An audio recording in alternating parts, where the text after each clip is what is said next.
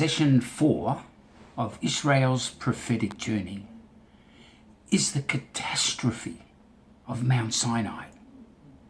Well, what was that? Well, let's look first of all at God's intention. You see, God had called the children of Israel out of Egypt and they were on a journey. But he wanted to equip them. He wanted to meet them.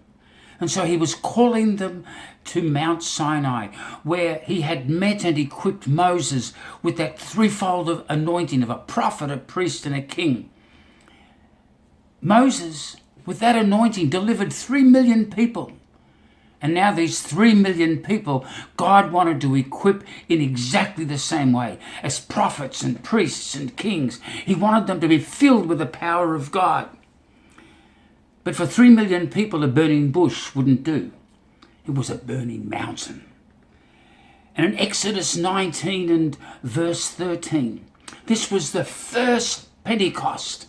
This is the third month after they've had their Passover and they've come out of Egypt.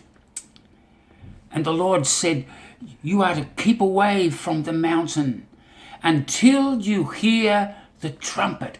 And when the trumpet sounds long, I want you to run up the mountain and I will come down and I'm going to fill you with the power that I have given even to Moses. I'm going to make you to be a holy nation, a priesthood of all believers.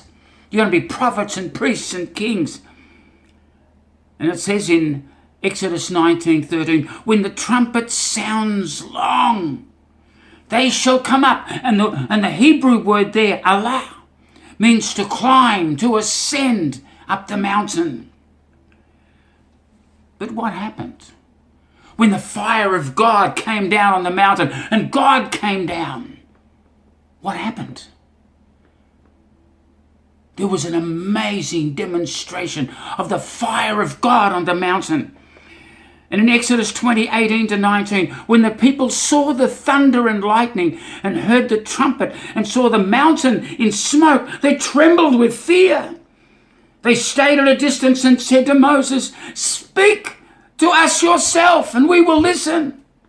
But do not have God speak to us or we will die. Again, Israel had rebelled against the word of the Lord and they ended up worshipping the golden calf. Disobedient Israel. In Exodus 20:18-19, the people, they stayed away. They stayed at a distance. They didn't want God to speak directly to them. And in Exodus 32:1-4, they said, come, make us gods who will go before us. And as for this fellow Moses who brought us up out of Egypt, we don't know what has happened to him. You see, he's been 40 days up on the mountain. And then Aaron says, these are your gods, the molten calves of gold.